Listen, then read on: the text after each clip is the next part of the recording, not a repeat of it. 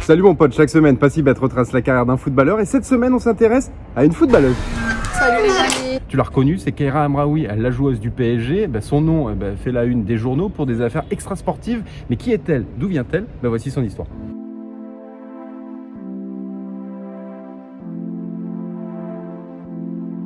Elle a un gros CV et un gros palmarès, puisqu'elle a porté le maillot du FC Barcelone, de Lyon et du PSG, a remporté 3 Ligues des Champions, 2 championnats de France, 2 championnats d'Espagne, 2 Coupes de France ou encore 2 Coupes d'Espagne. Elle est franco-algérienne, elle est née dans le Nord, à Croix, elle tape le ballon dans son quartier avec des garçons plus âgés qu'elle et puis elle rejoint le club d'Amalé à Roubaix, mais elle se fait recaler, c'est seulement en 99 qu'elle porte le maillot de ce club, et puis un autre club dans le Nord, celui-ci. Et enfin, elle rejoint le centre de formation de Clairefontaine.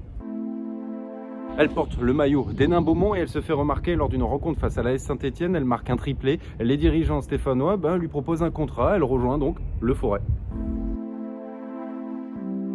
Après 4 ans dans la Loire et un titre remporté, elle rejoint la capitale, porte le maillot du PSG. Ici, il faut se battre tous les jours et chaque entraînement, il faut prouver au coach qu'on veut jouer et qu'on veut gagner sa place. Découvre la Ligue des Champions, atteint la finale. Malheureusement, elle ne peut pas participer puisqu'elle est suspendue et puis le PSG perd cette finale. Je pense dans la tête de plusieurs joueuses, elle veut être la meilleure et moi, je veux être la meilleure. Elle est appelée pour la première fois en 2012 pour un match amical et 3 ans plus tard, elle participe à la Coupe du Monde avec l'équipe de France.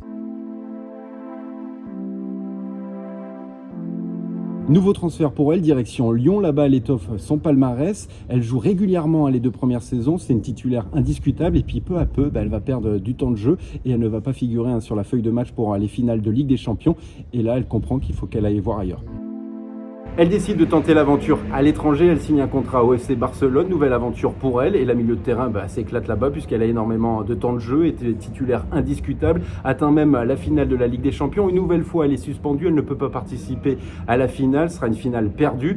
Ensuite, elle perd peu à peu du temps de jeu puisqu'elle est victime de blessures à répétition. Et elle atteint une nouvelle fois la finale. Et cette fois-ci, pour la première fois, elle la joue. Elle la remporte.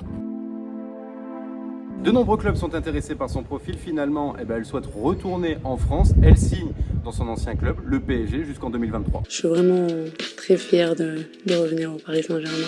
C'est un club que j'ai toujours porté dans mon cœur. Elle débarque donc au PSG l'été dernier. Son objectif, c'est de remporter la Ligue des Champions. Mais ça va être une saison galère pour elle, puisqu'elle est victime d'une agression à la sortie d'une soirée de son club. Elle a reçu des coups de barre de fer devant sa coéquipière Aminata Diallo. L'hypothèse d'une rivalité entre les deux va être évoquée, puisqu'ils jouent au même poste.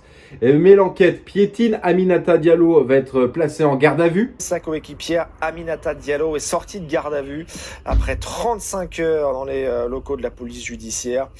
Pas de charge suffisante pour justifier une mise en examen. On apprendra également que le lendemain, Hamraoui a appelé Eric Abidal. L'ancien footballeur Eric Abidal aurait fourni une puce téléphonique à Hamraoui lorsqu'elle évoluait à Barcelone. Élément troublant qui ressort des récits de Diallo et Hamraoui, elles auraient confirmé avoir entendu les agresseurs lancer. Alors comme ça, on couche avec des hommes mariés. Et le couple Abidal sera visé également par cette enquête. Ils seront entendus comme témoins et on apprendra qu'Eric Abidal a eu une aventure extra-conjugale avec Hamraoui. Ça a provoqué le divorce de son couple.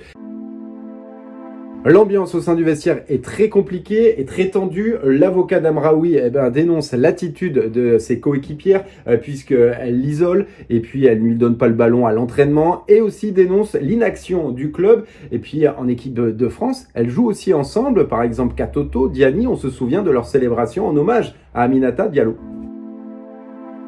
Et un nouvel épisode a éclaté la semaine dernière. Une bagarre entre Hamraoui et Baltimore. Katoto, Diani s'en sont mêlés aussi. Il faut dire qu'elles se détestent. Elle a séché le déplacement à Lyon. Le club a sévi. Elle est donc écartée du groupe. Elle ne s'est pas entraînée toute la semaine et ne participera pas à la demi-finale retour de la Ligue des Champions. Le climat est tellement tendu, la meilleure buteuse de l'histoire du PSG, Katoto, en fin de contrat en juin, n'est pas sûre de prolonger. Parmi ses exigences, qu'Hamraoui quitte le club. Nouveau rebondissement dans l'affaire Amraoui, puisque un ami, un proche d'Aminata Diallo a été placé en garde à vue cette semaine, puis relâché. L'avocat d'Aminata Diallo conteste le fait que ce soit un ami. Sa cliente ne connaît pas du tout cet individu. L'enquête se poursuit. Par contre, l'avenir de Keira Amraoui au sein du PSG s'assombrit. Va-t-elle rester ou pas? Les dirigeants vont devoir trancher. Voilà mon gars, tu connais un peu plus la carrière, le portrait de Keira Amraoui. N'hésite pas à me donner ton avis, à liker, partager, commenter. On se retrouve très vite pour une nouvelle vidéo. N'hésite pas à proposer d'autres joueurs et abonne-toi, pas si bête. Allez, suivez-moi.